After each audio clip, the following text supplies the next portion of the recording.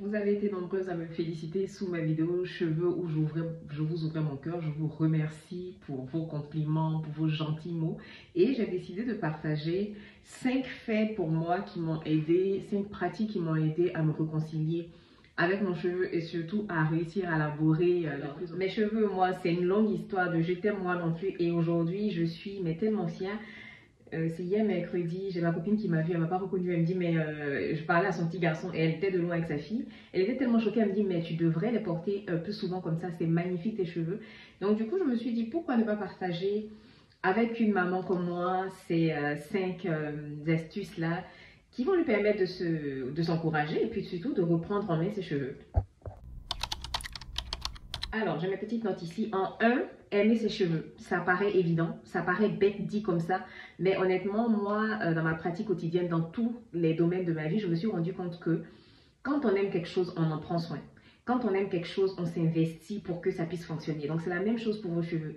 Tant que vous êtes dans une posture de « ils sont trop secs, ils sont trop durs, ils ne sont pas faciles à manipuler », vous n'allez pas pouvoir avoir des résultats sur vos routines. Donc, il est temps de refaire connaissance avec vos cheveux, de toucher sa texture, de voir ce qu'il aime, d'observer un peu les soins que vous utilisez et vous allez vous rendre compte que petit à petit, vous allez vous réconcilier. En 2, je sais que vous n'allez pas être d'accord avec moi, mais se former. Il faut mettre son ego de côté. Quand on a une situation pour laquelle on n'a pas les qualifications, ça ne vous enlève rien de vous faire former dans tous les domaines de votre vie. Et moi, j'ai regardé certes des vidéos gratuites sur YouTube, mais comme je le dis souvent, la route du gratuit est longue.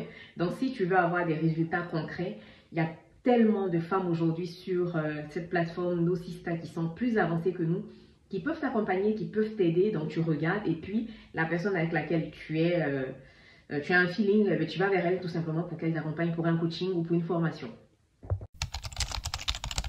Apprendre les bases de la manipulation capillaire, j'ai du mal à dire. Dit comme ça, vous allez penser que oui, mais c'est normal. Non. Moi, par exemple, quand je suis fatiguée, je ne vais pas me laver les cheveux parce que je sais que c'est un moment qui va être un peu long. Donc, le wash day, les masques, les ceci, les cela.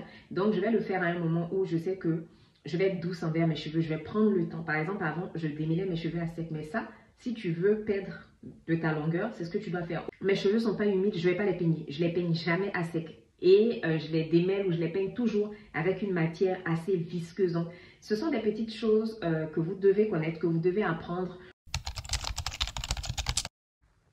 En 4, les céréales acheteuses ne seront pas d'accord, mais je dois vous le dire, accumuler les soins, acheter tous les produits à la mode, que ce soit en skincare, que ce soit en capillaire, c'est pas avoir une routine. Franchement, j'ai arrêté d'acheter tout et n'importe quoi. Aujourd'hui, j'achète quelques produits chez des formulatrices, des sistas comme moi, où les produits me plaisent vraiment, mais la base de mes routines de soins, c'est soit des soins que je fais maison, soit des produits tout basiques de chez Aromazone que je vais agrémenter avec des actifs. C'est tout, rien de très compliqué.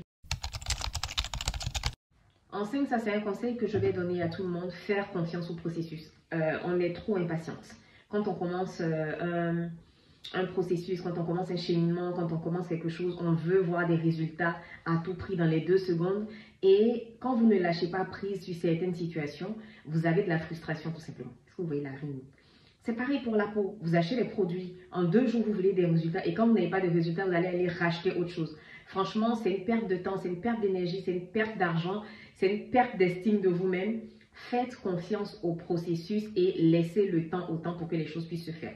C'est mon dernier conseil. Donc, si cette vidéo vous a plu, n'hésitez pas à me faire des compliments sur mes cheveux encore. Mouah.